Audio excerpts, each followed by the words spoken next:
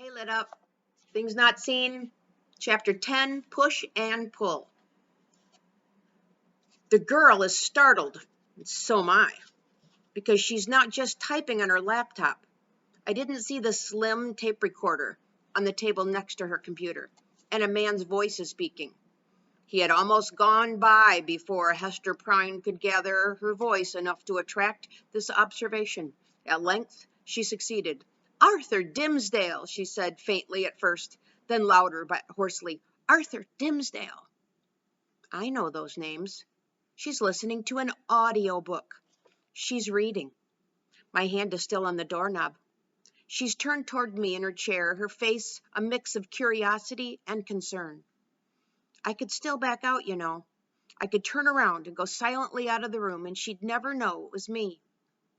But it's more than 3 days since I've talked to anyone except my mom and dad, and Mrs. Trent and Dr. Fleming, and a couple of cab drivers. So basically, it's been 3 days with no human contact. She says, "Hello?"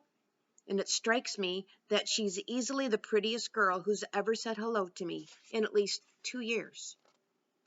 So I try to sound normal as a naked guy can sound, and I say, "Hi, I'm sorry to barge in, but I saw you and, well, I just wanted to say hi." Her head tilts a little to one side, and her hair falls away from her cheek. "You really don't know me, but I'm the guy," she nods, smiling a little, "the guy who ran into me down by the entrance on Tuesday, right? I remember your voice. You made a strong first impression." Bigger smile now. She has a sense of humor. "Yeah, I'm really sorry about that, and that I had to run off too, but I was late for something." She shrugs, still smiling. "No big deal. I'm usually the one who bumps into things. It was a nice change." I don't know what else to say, and neither does she. The tape recorder is still talking, like a third person trying to keep this conversation alive. I notice her hands, long fingers, sensitive, never completely still. As if she can tell I'm looking at her hands, she stirs and feels around a little bit and pushes a button, and the voice stops. In a quiet voice, I say, "The Scarlet Letter, right? We read that first semester. How do you like it?" She wrinkles her nose and she shakes her head. "Too slow for me. I like books with more action." "Yeah, me too." And we're stuck again. I'm starting to wish I hadn't opened her door. "So, do you come and study here a lot?" She nods. "I've got this room reserved 4 times a week. I live pretty close. A couple hours here is better than being stranded at home all of the time." "So you don't really go to school, like not every day?" "Like never. I take correspondence courses, independent study, through the U of C, so you can use the library and stuff." She shakes her head. "I've got an ID because my dad teaches here. I take courses from a special school up on the North Shore." "Your dad teaches here?" "No, so does my mom." Something safe to talk about. Lame, but safe. She's into English literature. "What's your dad teach?" "Astronomy, mostly, and some math." She does the nose wrinkle again. "He's pretty much a nerd." So we could also talk about our dads and try to figure out which one is nerdier. Except before I stop to think, I hear myself asking, "How long have you been blind?" Right away, her smile freezes, and she gets this half-confused look on her face, and she starts to turn red, and I can tell if she's mad or embarrassed, so I try to back off. I mean, like, I'm not trying to get personal or anything, but I was just wondered because I really don't know anyone who's blind, and I was just curious," she said, and her right eyebrow lifts up a little bit. "You were curious about the little blind girl?" There's an edge to her voice. Not angry, exactly, more like sarcastic and a little amused, like she can tell I'm embarrassed right now, and so she's messing with me. "It's all right," she says. "I can talk about it. I've only been blind for about 2 years." "Oh, was it an accident or something?" "An accident? An accident, you mean? Like, as opposed to maybe I made myself blind on purpose, maybe by poking myself with a sharp pencil, or like a pot of acid blew up in science class? That kind of accident? Is that what you mean?" Ooh, definitely sarcastic now. I put my hands up like I'm backing off, which is stupid twice. First, because I'm invisible, and second, because even if I wasn't, she's blind. But I put my hands up anyway and say, hey, it's okay. You don't have to tell me, and we don't have to talk. I'll just go away. Really. Didn't mean to bother, didn't mean to take you away from your wonderful novel. Sarcasm is a lot more fun to give than receive. Then I say, so long, and I turn to open the door and I'm gone, pulling the door shut with a thump. Because who needs this? And besides, my feet are not cold anymore. I'm about 5 steps away when her door opens back behind me and she says, hey, can you come back?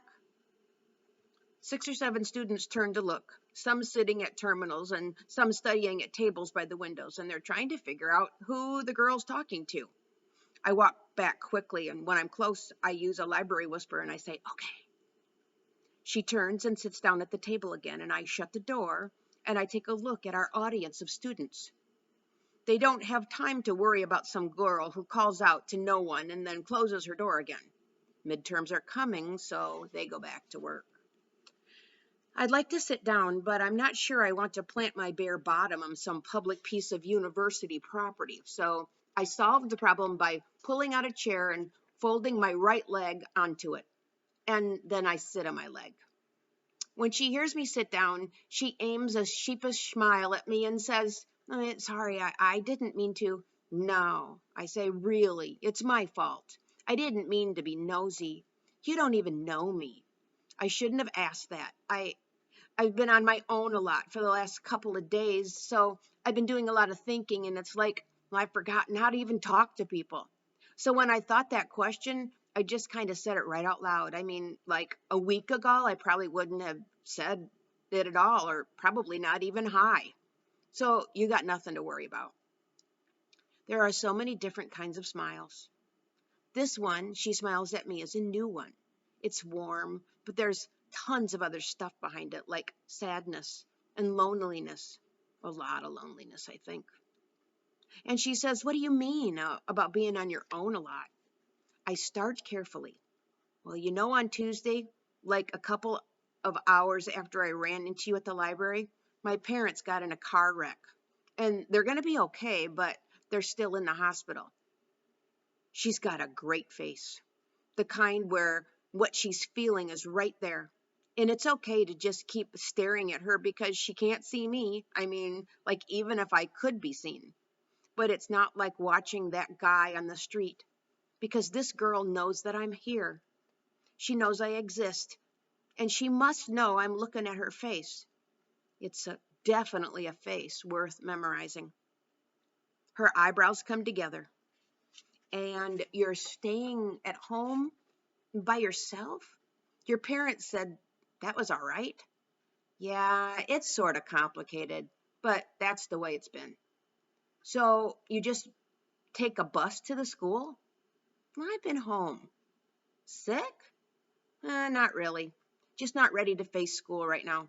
I'm ready to stop talking about me. So, do you like the correspondence course thing? Sounds pretty nice. I mean, not going to school and all. She gives this funny little snort. The only reason it sounds good is because you're not locked into it. I don't have any choice. She pauses and then decides to keep talking. I called you back because no one ever asks me about being blind or how it happened or anything. Most people just try to avoid me, especially other kids. It's like they pretend to not notice. So when you asked that, it was a surprise, and it doesn't take much to get me mad or feeling sorry for myself. It happens in just a second. And then I get even more mad. And don't forget sarcastic. She grins and laughs, right, and sarcastic. A beeping sound fills the small room, coming from the laptop. Then this demented sounding voice says, 3:55 p.m. She smiles. That's Albert. He lives in my computer. I've got to be out of here in 5 minutes. She pauses again, thoughts running across her face. Then, are you going home soon? Because I've got to head home, but if you're going to leave soon, we could walk a little. It's a pretty nice day outside. So I say, sure, let's go. In 2 minutes, her laptop and tape player are packed away. She puts on her coat and her backpack and picks up her long white cane. And we're on the move.